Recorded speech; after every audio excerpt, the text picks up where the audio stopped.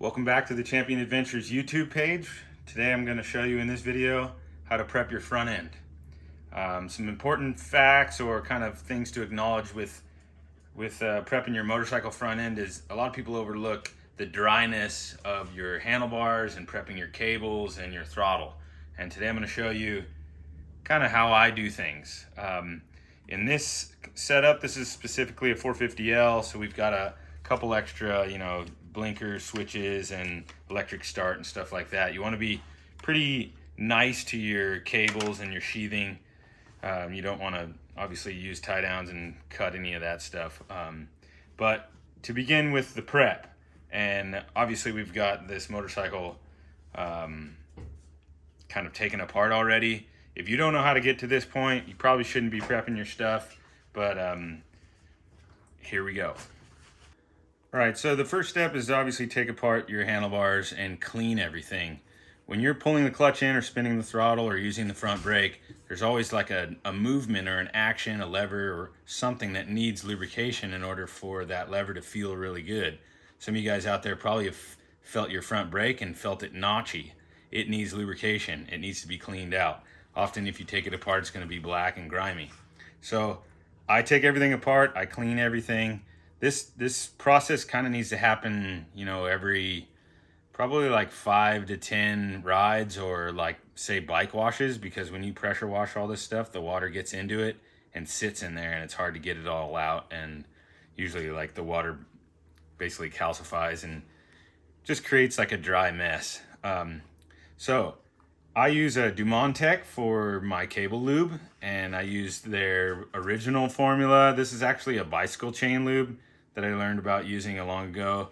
And then I also used their lighter chain lube, which is their classic light. Both of them are bicycle chain lube. And if you think about it, the lube is supposed to kind of dry onto your chain, and then it's supposed to stay on the chain and then circulate around the chain and kind of not fling off. So we have the same thing that we want to do here on the cables. We want the lube to go down into the cable, and we want to work it into the cable.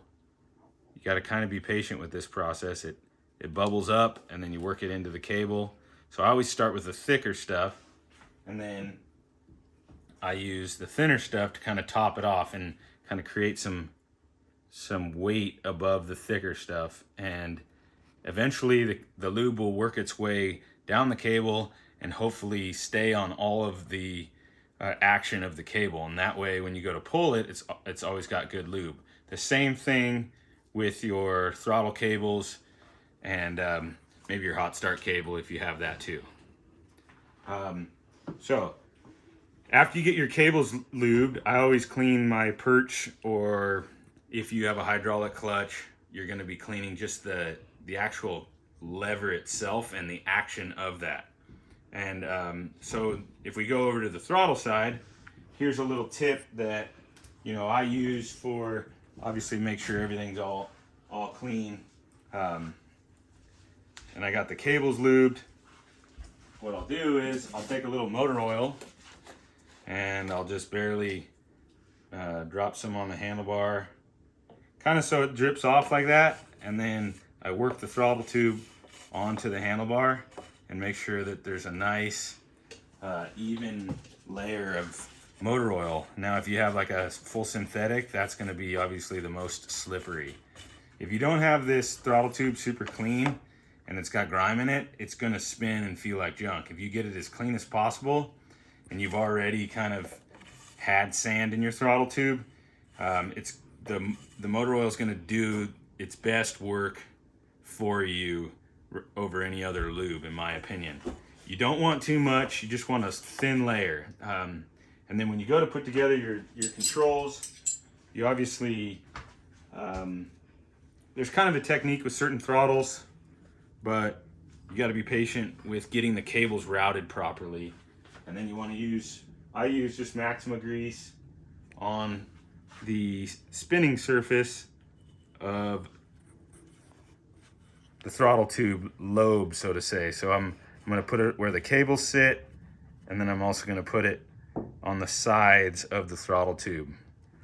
You can also lubricate the insides of your housing if you have a good lube that'll stay on there, like almost like a spray adhesive, but it's a lubrication like silicone spray. I use some old Honda stuff that actually works really good, but you can't get it anymore. So this is the silicone spray that I use. As you spray it in, it kind of sticks to the sidewalls, and that creates a nice lubrication surface. So as we go together, you want to make sure that you have your cables routed right. A lot of the times, cables from your throttle body or your carburetor, they only need to move one action. So make sure they're not twisted, because the more they're twisted, the less they're going to want to spin freely. Now I'm already starting to mess this up here. These cables obviously have a notation here. These pieces sit together like so. So I've got that one sitting here. That cable goes together like so. And the new Honda cables are pretty easy. You just put it in here together like that. Most of the manufactured new modern stuff is pretty basic. It goes together. The old Honda has like a piece in here, a Teflon piece.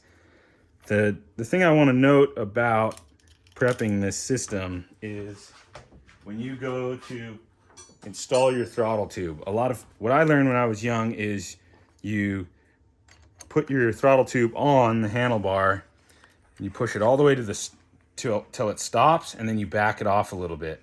Well, there's free play in between this area of the throttle housing, and when you do that, you're backing it off just another few millimeters.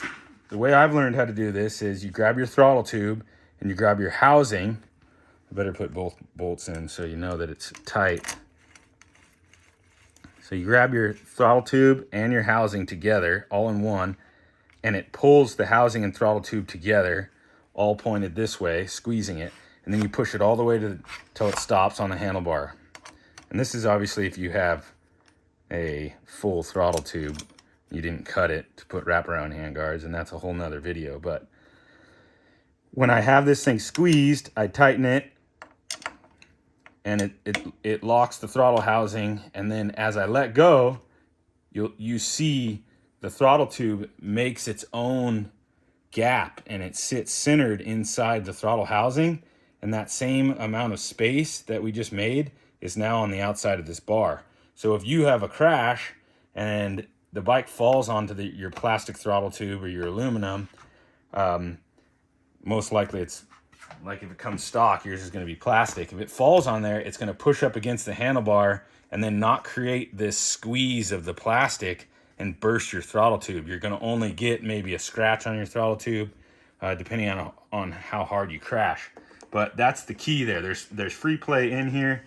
So as you squeeze it together, you push it all the way to the bar, lock it down, and then there's the free play. And then you have a nice snappy throttle that is nice and responsive, and it feels good. Now, don't be misled when you prep your old cables with that lube and then you've prepped your old system. Sometimes the lube needs to work in and get working, and then it starts to feel better over time.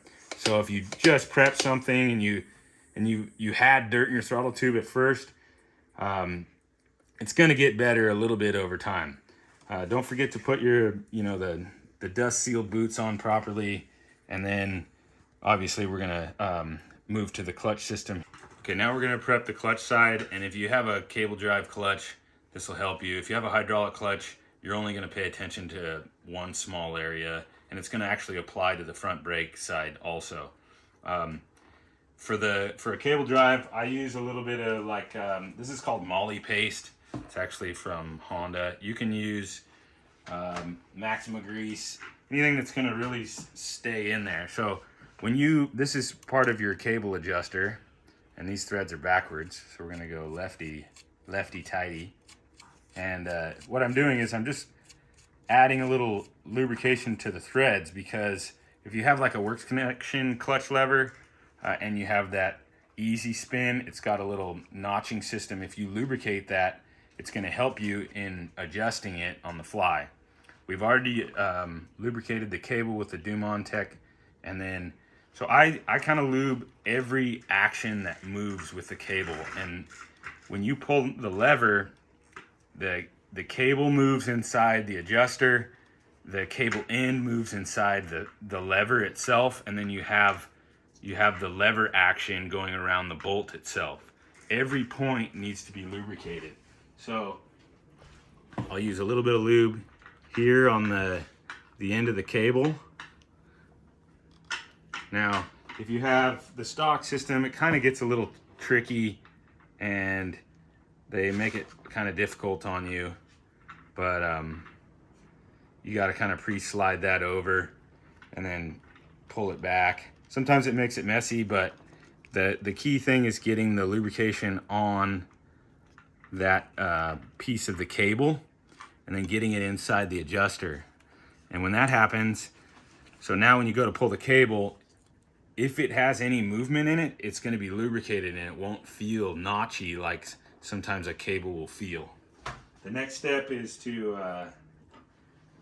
I always lubricate the top and bottom of your clutch lever, and then the end of the cable. And you can see I'm not necessarily using an abundance. The more you use, the more it's going to actually get kind of caught up in the dirt when you fall down or whatever. I always like to be semi-sparing, but I use enough to make the action work.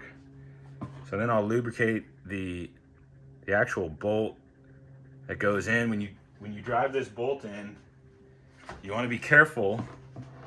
It's got to go in through the actual perch and then in through the lever. So you want to usually hand tighten it so the threads start. You can easily cross thread those threads. Now, if you have a works connection lever, there's a bearing inside that perch, and you want to lubricate that bearing. I usually let the lever sit inside some motor oil for like a whole day to get that lubrication inside that bearing, so you have your ultimate pull. You then put the bottom nut on. Here's another key factor in this operation, is that when you go to tighten the bottom bolt, it's going to put pressure up at the top, and you can actually over tighten the two of these and make the perch clamp down on the clutch lever. And so I'll go tight with the top wrench and then back it off just a tad and then tighten the bottom. And what that does is it allows free play in the lever inside. Now, all these are all now lubed. I'll run this boot onto the perch and then the adjuster. Now this adjuster, it goes over like if you have a works connection one, it's a lot nicer. If you have a stock one, if you feel like yours is gummy, all you got to do is spray a little bit of like any type of lubrication inside there. I'll use the Teflon spray again. Hopefully I won't get my eyes. Just a little bit, and then it makes adjusting on the fly really easy. Honda's designed it that way. So now it'll actually roll pretty quick. If yours is stock and it doesn't roll that fast, you just need to squirt a little lube in there. The other thing is, when you go to adjust your clutch, I always take this is an adjustment here in the cable. It makes big changes, especially when you put a works connection lever on there. So I always back it all the way and close it all the way in to take apart my clutch system, and then you're going to need to go back out with it and adjust it properly for whatever application, or if you've changed your lever, sometimes the clutch corrodes, or if you've changed your clutch pack, it'll also change the actual throw, so your cable has to be at a different point. So as you adjust this cable out, you can kind of pull this thing back and see how much adjustment you have in your perch adjuster. You don't want to have too much adjustment in your perch adjuster. You want to have about half of what it offers, because if you fall down, sometimes you could create pressure on this and it'll break that piece. Happens more like in your younger years, but or to me at least. But so I'm reading the play in the clutch, and I've got my adjuster in the middle.